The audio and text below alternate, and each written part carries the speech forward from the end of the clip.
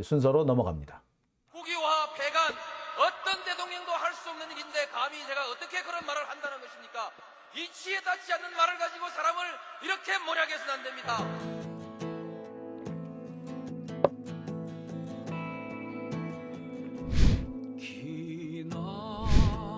기나긴 밤이었거든 압제의 밤이었거든 사랑이 한 몸 썩어져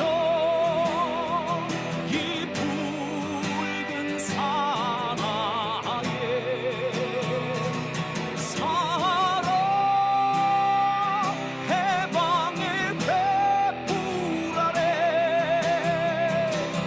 걸고 숨이 사나에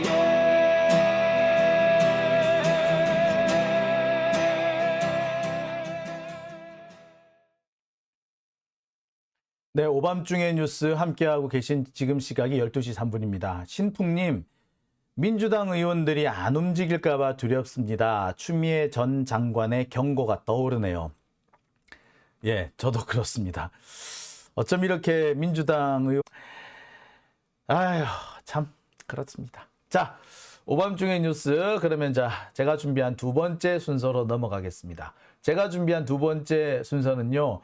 조우형의 쇼킹 증언, 김만배가 뜯어낸 돈 다 어디로 갔나? 입니다. 자, 이게 무슨 소린고 하니요? 이런 겁니다. 이 조우형 씨가 어제, 지난주 목요일이군요. 어제가 아니라 지난주 목요일 날 법정에 나와서 증언을 했어요. 검찰은 이 조우영 씨를 이 법정에 불러낸 이유가 일종의 언론 플레이 정도였고, 또 한편으로는 흔들리고 있는 유동규 진술을 좀 뒷받침해주는 보강 증거를 위해서 이 조우영을 부른 것 같습니다. 그러니까 이 조우영이라는 사람은 유동규가 김용 혹은 정진상에게 돈을 전달할 때 그때 있었던 사람이 아니에요. 아무 관련이 없어요. 그것과는.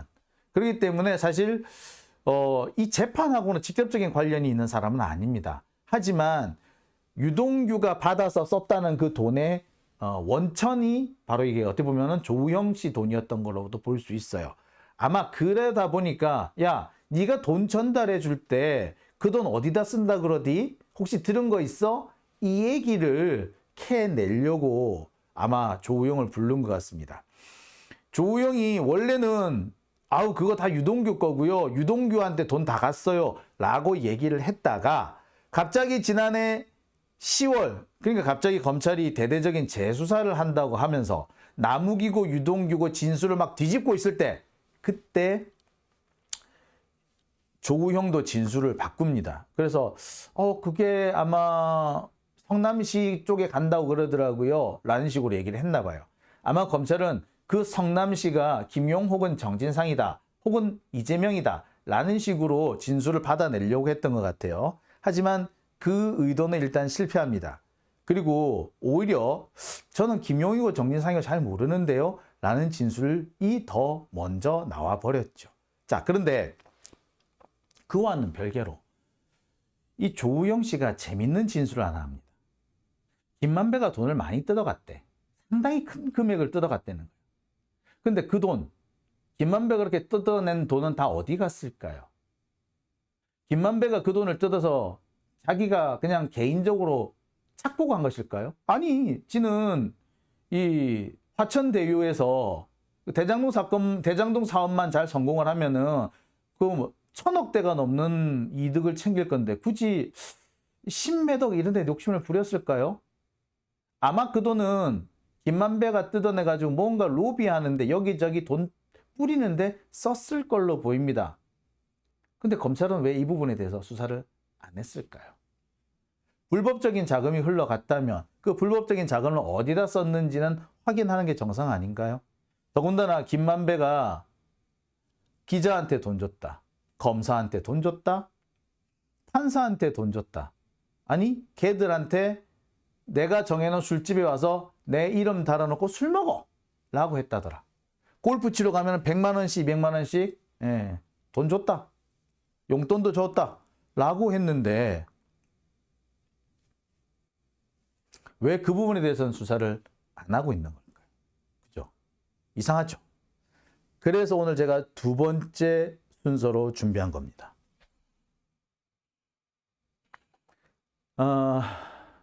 조우영 씨가 증인으로 나온 것은 김용전 민주연구원 부원장에 대한 공판에서였습니다. 지난주 목요일에 있었어요. 김용전 부원장은요, 뇌물과 정치자금 1억 9천만 원을 받은 혐의와 대선 경선 자금 6억 원을 받은 혐의로 현재 재판을 받고 있습니다.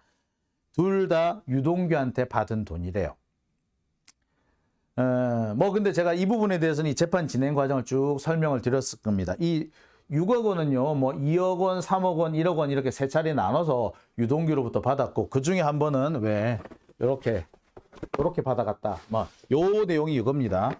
근데 아시다시피 대선 경선 자금 6억 원은 전달 과정이 전부 다 모호하죠. 게다가 이 김용 부원장이 돈을 전달받았다는 그 시점에 다른 곳에 있었다. 현장 부재 증명이 나오고 있으면서 상당히 많이 흔들리고 있어요. 1억 9천만 원, 이 부분은 2013년과 14년 설 추석 떡값, 그 다음에 2014년과 15년 2015년, 16년에 그 선거 자금, 그 지방선거 자금 이런 데 썼다 이런 건데, 이 부분도 전달 과정이 좀 이상하죠. 심지어 김용한테 돈을 줬나 말았나 이렇게 말한 부분도 있고요. 또 어떤 부분은 비닐봉지에 넣어서 줬다라고 하더니 갑자기 쇼핑백에다 넣어서 줬다더니, 또는 처음에는 비상계단을 올라가서 줬다더니 비상계단이 없다. 그러니까 아니 아파트 현관에서 전달했다라고 또 말을 바꾸고, 그러니까 한마디로 말이 자꾸 어긋나요. 그러니까 이 부분에 대해서는 사실 유죄 인정하기가 좀 어렵습니다.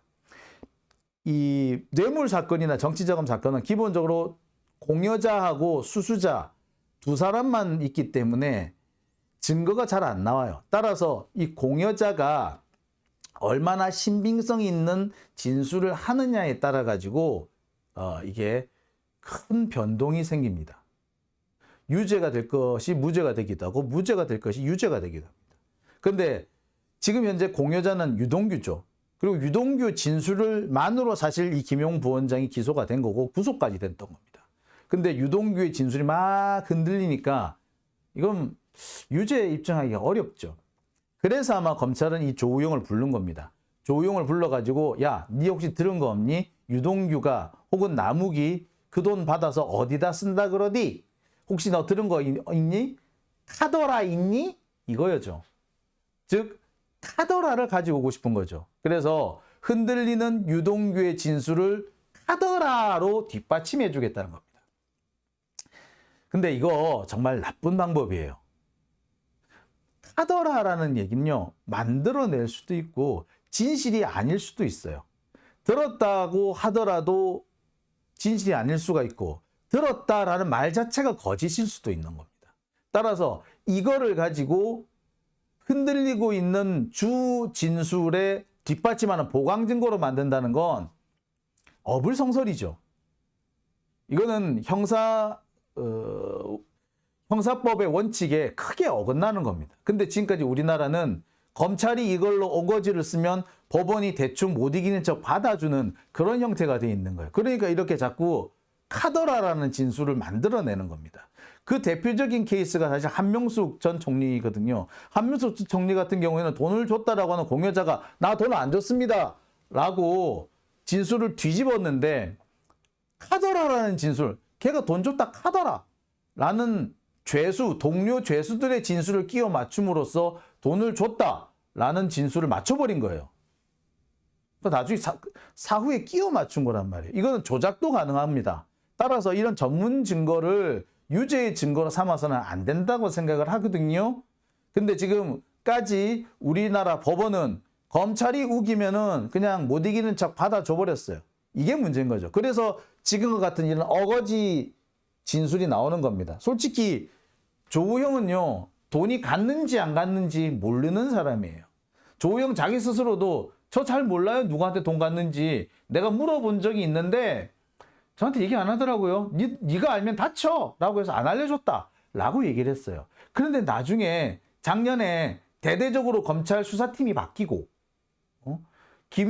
나무하고 유동규 진술이 뒤집어지고 하니까 그때 가서 슬그머니 이 조우영도 진술이 살그머니 바뀐 겁니다. 이거는 누가 보더라도 진술을 바꾸라고 압박하는 거죠. 더군다나 조우형은요, 여러 가지 의혹이 있는데 불법적인 돈을 주고 받고 전달자 역할을 했음에도 불구하고 기소가 전혀 안 됐어요. 언제든지 너 하는 거에 따라서 내가 기소할 수도 있어 라고 협박을 받았을 가능성도 있죠. 실제로 그렇게 의심할 만한 정황도 있어요. 조우영이 진술을 뒤집기 직전에 어디를 갔었다? 검사하고 면담을 가졌었대. 그러고 난 다음에 뒤집어졌대요. 이게 뭐냐고 이게. 회유와 협박을 안 받았다라고 할 수 있나요? 자,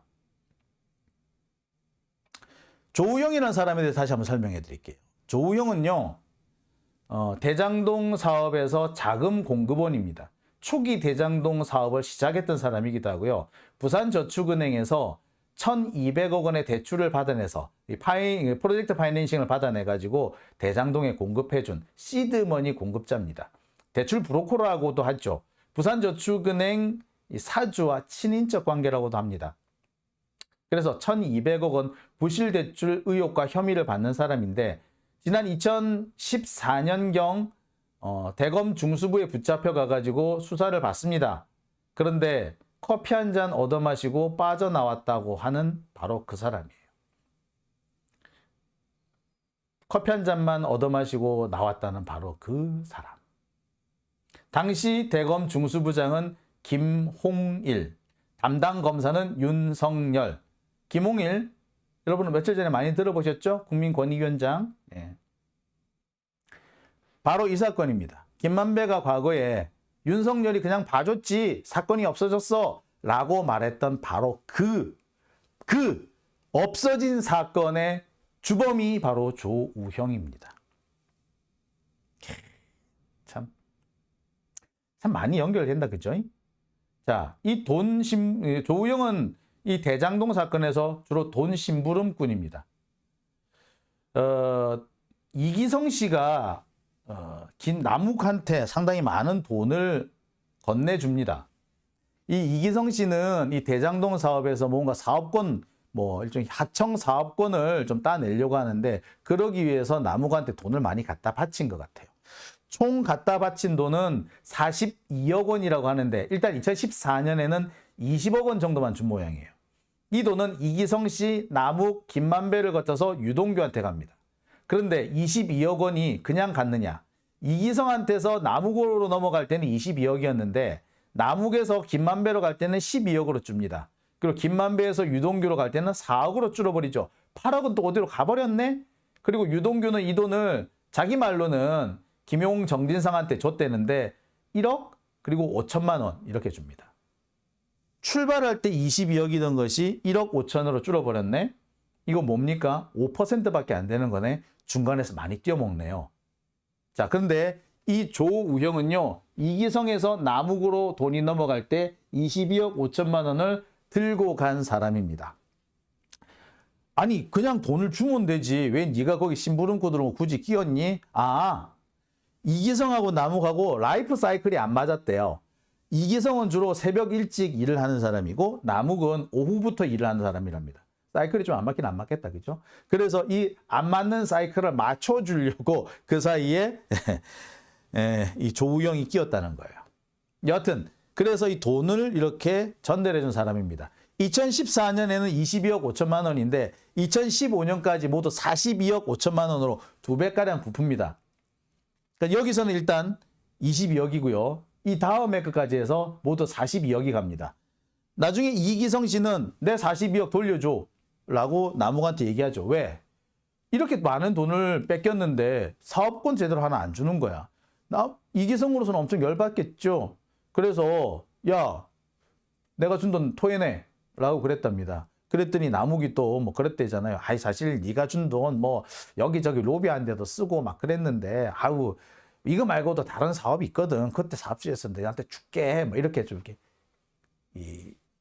이기성을 회유하려고 들었대요. 그러니까 다시 말해서 말이 회유지 실은 돈 띄어먹으려고 자기가 돈을 받았으면 이 돈의 대가를 해야 되는데 돈의 대가를 못 했잖아요. 그랬으면 돈을 다시 개워내야 되잖아. 근데 돈 개워내기 싫어가지고 이렇게 거짓말로 이렇게 막 한 거지. 하여튼 뭐 이기성도 그때 그래서 남욱한테 들은 얘기를 또 이렇게 법정 나와서 하고 그랬어. 여하튼 이 조우영은 이런 돈의 흐름에서 돈 심부름꾼을 맡은 사람이었다.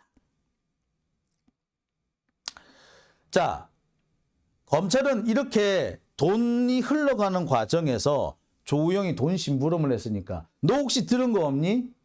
남욱이가 이 돈을 어디다 쓴다 그러디? 만배가 여기 이 돈을 어디다 쓴다 그러디? 유동규가 누구한테 줬다 그러디? 들은 거 있니? 라고 물은 겁니다. 이거 물으려고 조우영을 부른 거예요.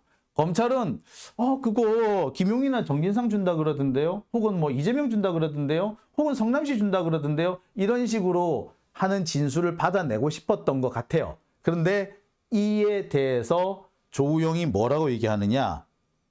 나 김용 잘 모르는데요. 성남시 공무원한테 로비한다는 소리는 들었는데 이 성남시 공무원은 유동규를 말하는 거고요. 김용이나 정진상은 제가 들어본 적이 없고 대장동 수사가 진행된 이후에 제가 처음 들었습니다. 라고 합니다. 검찰 입장에서는 되게 열받았을 거예요. 기껏 불러서 왔더니 한다는 소리가 나는 김용 잘 모른다. 이딴 소리를 하니까 짜증 좀 났겠죠. 게다가 이 조우영이라는 사람은 옛날부터 그렇게 얘기를 해왔어요. 저는 정진상이라는 사람 잘 몰라요. 정진상한테 돈이 갔을 확률은 낮아요. 라고 얘기를 쭉 해왔습니다. 그리고 뭐라고 주로 얘기를 했느냐? 돈을 주로 받은 사람은 유동규예요. 이거 유동규의 일탈이지 이게 다른 사람 일탈이 아니에요. 라고 누차 얘기를 합니다. 그러면서 나온 증언이 이 말이었던 거예요. 이기성이 남욱한테 돈을 전달했어. 남욱이 돈을 전달받았지. 얼마를? 2014년에 22억 5천만 원, 그 다음에 20억. 그래서 총 42억 5천만 원을 받는데 돈 받았다는 소리가 들리자마자 만배가 쫓아와가지고 나도 돈 줘. 그 돈 나 좀 줘. 나 돈 없어. 돈 좀 줘. 돈 좀 줘. 라고 했다라는 거예요. 하도 돈 달라 돈 달라 하니까 남욱이 너무너무 스트레스를 받아서 만배 때문에 힘들어 라고까지 얘기를 했대요. 자,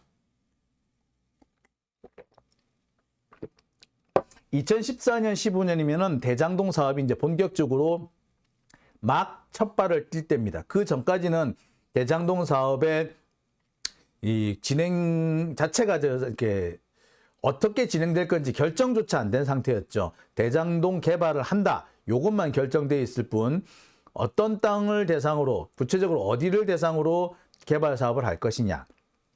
개발 방식은 어떻게 할 것이냐. 사업자는 누구로 할 것이냐. 그리고 성남시의 수건 사업인 성남 제2공단 공원화 사업과는 어떻게 할 것이냐. 뭐 결합 개발이냐 아니냐 뭐 요런 얘기들 한참 할 때였어요. 그리고 사업 주체도 공영으로 할 것이냐 민영으로 할 것이냐. 아니면 최종적으로 결정된 것처럼 민영, 공영 합작으로 할 것이냐. 결정이 전혀 안 됐어요. 결정 난 게 2014년 이후란 말이에요. 그리고 2015년에 본격적으로 이제 성남도시공사가 생기면서 본격적으로 사업이 쭉 이렇게 탄력을 받고 밀려가죠. 그러니까 2014, 15년에는 사실 김만배가 돈을 많이 써야 되는 그런 시점이었던 것 같아요. 그러니까 아마 돈이 좀 날렸을 거예요. 수익은 없지, 자기가 가진 돈도 좀 이렇게 사실 현금 동원 능력은 없지. 그러니까 남욱이 돈을 받았더니 그 돈을 막 땡겨 쓰려고 했던 것 같아요. 그래서 이 과정에서 되게 남욱하고 조금 감정적인 갈등이 있었지 않았나라는 생각이 듭니다. 자, 그런데 이때 만배형이 받았다는 돈의 액수가 상당해요. 그 많은 돈 만배형은 어디다 썼을까요? 일단 2014년, 15년 사이에 이기성이 남욱한테 전달해 줬다는 돈은 42억 5천만 원입니다. 42억 5천만 원이나 되는 큰 돈을 넘겨줬고, 이 중에 상당한 분량, 뭐 액수가 정확하게 나오지는 않았습니다만 10억, 적어도 10억, 많게는 20억 정도 되는 돈이 만배형한테 넘어간 걸로 돼 있어요. 뭐 제가 볼 때는 한 10억 정도는, 적어도 10억 정도는 넘어갔지 않았나 생각이 듭니다. 뭐 액수가 정확하지 않은데 지금 제가 간단하게 계산하는 기로도 10억에서 15억 정도는 넘어간 걸로 보여요. 일단 나무기 김만배한테 준 돈이 12억이고 그중에 4억을 유동규한테 줬다고 하더라도 나머지 8억이 남잖아요. 그것만 일단 8억이잖아. 그리고 그 외에 추가로 받은 돈이 또 있다는 거잖아요. 22억에서 8억을 챙겨갔다면 나머지 20억에서 적어도 5, 6억은 또 챙겨갔을 거라고 본다면 한 15억 정도는 만배형이 중간에서 챙겼다라고 봐도 돼요. 그러면 그 돈, 15억이라는 돈은 어디다 썼느냐는 거예요. 이 부분에 대해서 검찰이 수사를 하고 있느냐? 아니, 했느냐? 아니요. 안 했습니다.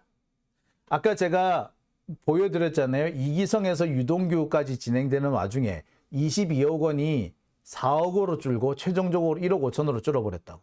5%. 자기들이 이걸 뇌물로 쓸 돈이라면 그랬으면, 근데 그게 최종적으로 사용처가 확인된 게 1억 5천만 원밖에 없다면 나머지 20억 5천만 원은 어디로 갔느냔 말이에요. 21억 원 정도는 어디 갔느냔 말이에요. 확인을 해야 될 거 아니에요. 근데 검찰 확인을 안 했어. 사용처를 확인 안 한 거야.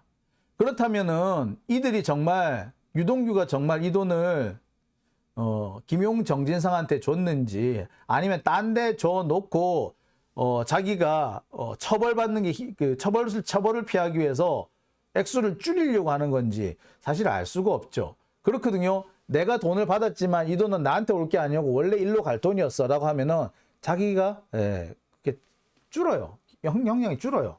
그리고 수사에 협조하게 되면은 그 부분에 대해서는 또 수사에 협조했으니까 그 부분에 대해서 또 선처해 주는 것도 있죠. 이런 걸 노리고 헛소리를 했을 가능성도 충분히 있어요. 그런 거를 막기 위해서 불법 자금의 전체 사용처를 다 밝혀야 됩니다. 근데 안 밝히잖아. 특히 만배형이 어디다 썼는지 안 밝히잖아.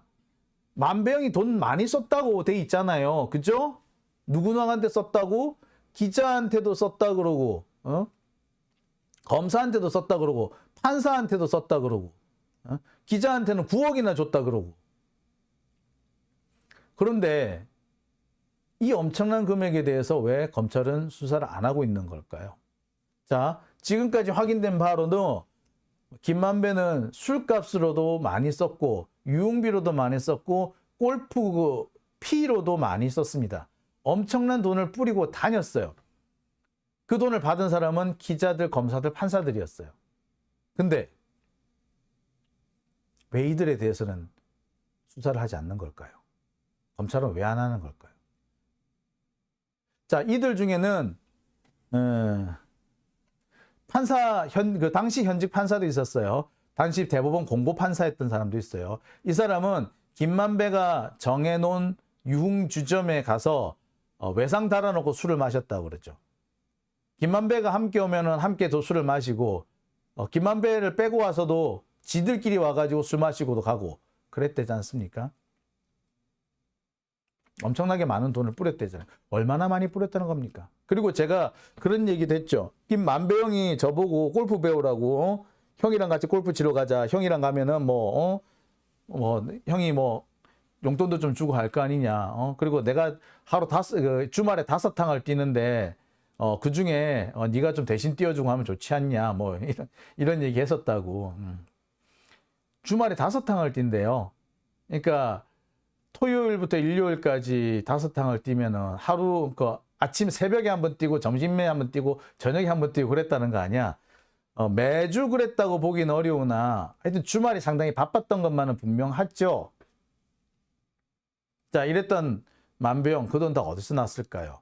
그리고 그 많은, 혼자서 골프 치진 않았을 거고, 만배형 성격의 골프를 치는데 골프 피를 다른 사람한테 부담시키지도 않았을 거고, 자, 그 돈은 어디로 갔을까요?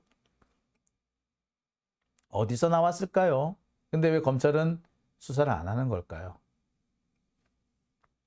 저는 지금 이 부분이 상당히 의심스럽습니다.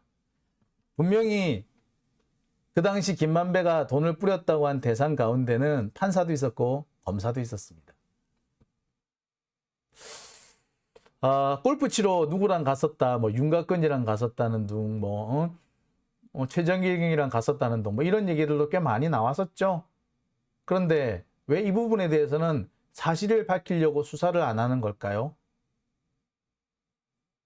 검찰이 뭐가 두려워서 그러는 걸까요? 그렇죠? 자, 다시 한번 수사해야 될 이유가 생겼습니다. 김만배가 많은 돈을 받아갔다. 그렇다면 그 돈 어디다 썼는지 확인해야 되지 않습니까? 자, 오밤중의 뉴스 두 번째 주제는 여기까지고요. 이어서 세 번째 주제로 넘어가겠습니다.